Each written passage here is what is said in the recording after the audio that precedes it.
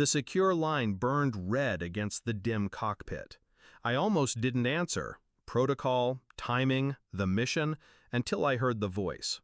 A nurse, flat, clinical, trying not to shake. "Your daughter's here. Broken arm, missing a thumb." My throat locked. Then another voice, thin, cracking through tears. "Mom's husband did this, because I wouldn't call him father. He makes me entertain her drunk friends." Silence. I could hear my own pulse louder than the rotors spinning outside. My CO looked at me across the hum of comms. "You're off this op. Jet lifts in an hour." I nodded. No hesitation. Inside, though, something snapped. Not like glass, but like a hinge unfastened. Something that wouldn't fit back the same. I packed in silence. Weapons, gear, blade. The weight was grounding. I promised myself one thing. Not justice, not mercy, but truth. She was waiting at the hospital, my ex. Her smile cracked when she saw me, like she hadn't expected I'd come so fast, or at all. "Don't overreact," she said. Overreact? My daughter was unconscious in a cast.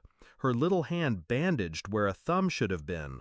Her husband wasn't there. Of course not. A business trip, she said. Her eyes slid sideways when she said it. Always a tell. Later that night, I sat at her kitchen table. She poured wine. Too calm. Too rehearsed. She leaned in, low voice. "You know how she is. Dramatic. She makes things up. Don't let her turn you against me." It hit then. Not just abuse. Not just cruelty. But betrayal. Deep. Deliberate. She had known. I didn't argue. I only watched the way she refilled her glass before mine was even touched. And I realized she wasn't protecting her daughter. She was protecting him. I started collecting. Quietly. Patiently. Phone records first. Late calls. Anonymous numbers saved under women's names. The kind a drunk wouldn't bother to hide, but a practiced liar might. Then receipts. Hotel rooms. Weekends, she said, were girls' trips. And photos. Her husband with her friends. Arms too close. Lips too near. Not accidents. Not rumors. It grew darker. My daughter's diary. Sketches, jagged and small. Notes about doors locked from the outside. Words like, "Don't tell," and "He says I'm worthless." I kept my face neutral. When I picked her up for weekends, I smiled, told jokes, asked about school. Inside, rage pressed against my ribs like shrapnel. But rage was useless. Rage left trails. I needed precision. I needed her to collapse under her own secrets. So I waited, and I gathered, and I built the kind of truth no denial could survive. The DNA test arrived first. Her husband, he wasn't even my daughter's legal guardian. Not by blood, not by right, just by her permission. Then came the footage.